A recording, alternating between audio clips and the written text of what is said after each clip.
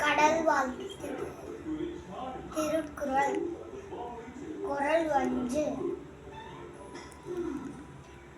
அகர முதல எழுத்தெல்லாம் ஆதி பகவன் முகச்சே உலகு.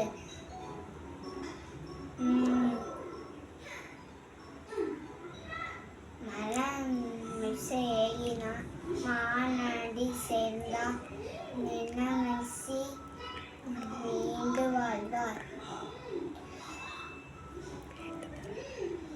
வேண்டுதல் வேண்டாமே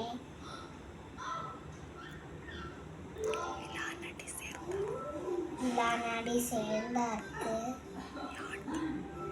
யாண்டும் இலவே இல.